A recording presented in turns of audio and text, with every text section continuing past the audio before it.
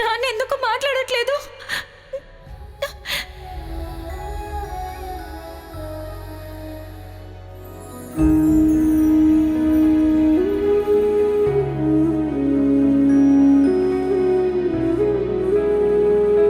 రేఖ,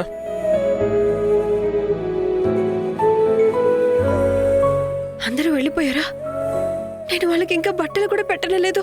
రేఖ, నీ చేతులతో నువ్వే వాళ్ళకి బట్టలు పెట్టావు. నువ్వు లోపల ఎంత మదన పడిపోతున్నా సరే నువ్వు మాత్రం నీ డ్యూటీస్ ఎప్పటికీ మర్చిపోవు.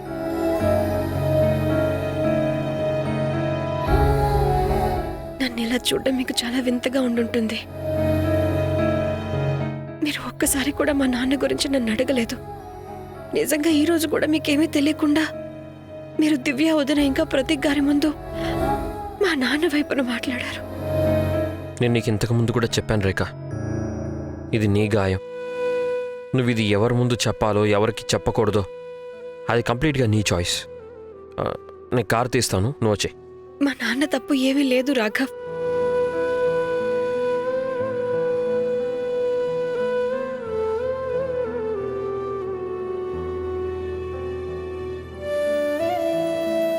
ఆయన మీద అబద్ధపు ఆరోపణ చేశారు. హాస్టల్ మెస్ కేసులో ఆయన్ని ఇరికించేశారు. ఏం కేసు రేఖ? మా నాన్నగారు ఒక గవర్నమెంట్ స్కూల్కి ప్రిన్సిపల్. అక్కడ పిల్లలకి హాస్టల్ మెస్ నుంచి భోజనం వచ్చేది. దాని బాధ్యత అంతా మా నాన్నగారితే. కానీ ఒకరోజు ఆ భోజనం తినటం వల్ల చాలా మంది పిల్లల ప్రాణాలు పోయాయి. ఇన్వెస్టిగేషన్ చేసిన తర్వాత తెలిసింది భోజనంలో కల్తీ జరిగిందని. ఆ తర్వాత హడావిడిగా ఇన్వెస్టిగేషన్ జరిగిన తర్వాత నేరం అంతా మా నాన్నగారి మీద వేశారు. యాక్చువల్లీ ఇది చాలా క్లియర్ రాఘవ్. ఎవరో బాగా డబ్బున్న ఒక వ్యక్తి తన డబ్బు బలంతో మొత్తం నేరం అంతా మా నాన్న నెత్తిన వేశారు. ఆయనకు అసలు పిల్లలంటే చాలా ఇష్టం. పైగా అవసరం ఉంటుంటే వాళ్ళ కోసం ప్రాణం కూడా ఇచ్చేసి ఉండేవారు. కానీ పిల్లలకి హాని జరగనిచ్చేవారు కాదు. ఆయన మాటని ఎవ్వరూ నమ్మలేదు. పైగా ఆయన్ని హంతకుడని తీర్పునిచ్చారు. అలా ఒకరోజు మాకు ఫోన్ వచ్చింది. నాన్న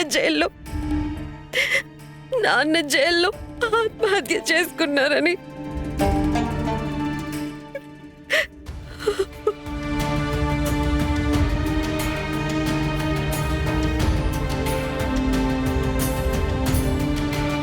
నేను చాలా చిన్న పిల్లని.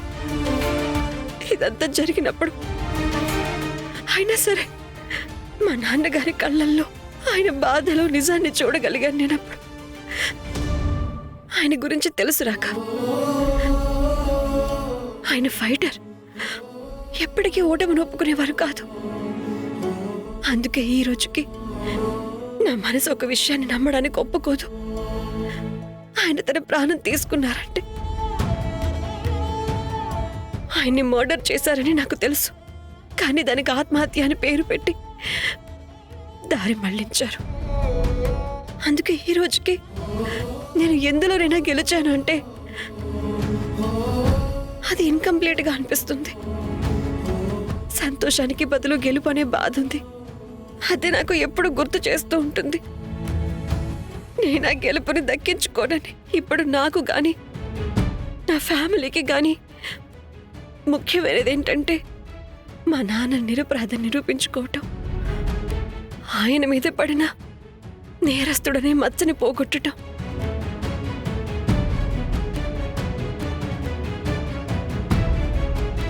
ఇదే నా గాయం.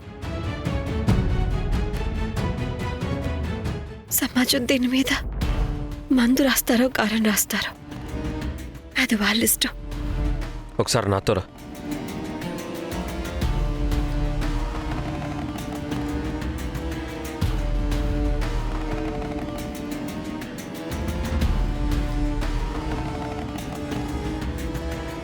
నేను నిరపరాధిని అయ్యుండి కూడా జైల్లో కొన్ని రోజులు గడిపాను. సో నేను ఆ బాధని కష్టాన్ని అర్థం చేసుకోగలను. మీ నాన్నగారు ఎలా ఫీల్ అయి ఉంటారు? నువ్వు చిన్నదానివి అయినా సరే ఆయన నీలో ఆ ధైర్యాన్ని ఇచ్చి ఆ శక్తిని నింపగలిగారు. అందుకే నువ్వు ఎంత పెద్ద ఛాలెంజ్నైనా ఫేస్ చేయగలుగుతున్నావు. అవును రేఖ, నీ శక్తి వల్లే కదా నేను ఈరోజు నీ ముందు ఇలా నిలబడగలిగాను, జైల్లో కాకుండా. సో ఇంతకుముందు నేను మీ నాన్నగారికి రుణపడ్డాను. అది ఆయన నిరపరాధిగా నిరూపించి తీర్చుకుంటాను.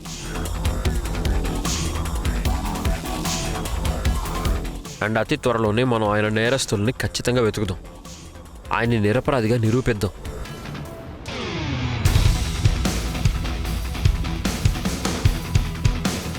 మంచి మనసుతో భగవంతుడిని ఏం కోరుకున్నా సరే అది జరుగుతుందంటారు. నేను ఇప్పటివరకు భగవంతుడిని ఏమీ కోరుకోలేదు, కానీ ఈరోజు కోరుకుంటున్నాను నీకోసం రేఖ. మీ నాన్నగారు వీలైనంత తొందరగా మనకి నిరపరాధి నిరూపణ అవ్వాలి.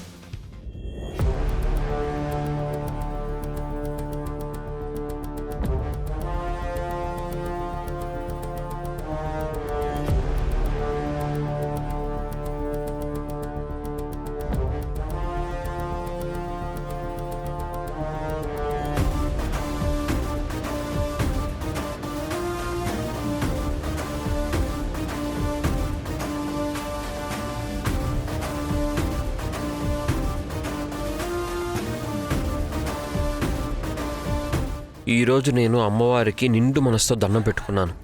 అమ్మవారే ఖచ్చితంగా ఏదో ఒక దారి చూపిస్తారు. ఆ నేరస్తులను చేరుకోవడానికి ఖచ్చితంగా ఏదో ఒక సాక్ష్యం దొరికేలా చేస్తారు.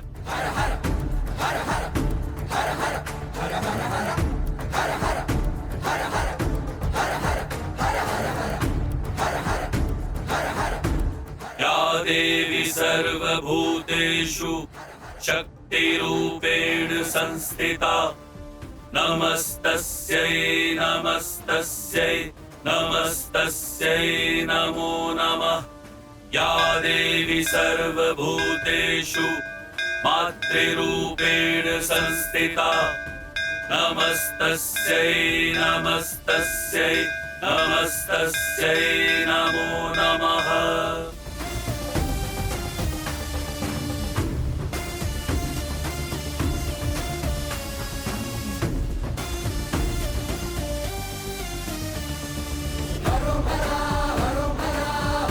ओम जयंती मंगलकाली भद्रकाली कपालिनी दुर्गा क्षमा शिवा धात्री स्वाहा स्वधा नमोस्तुते।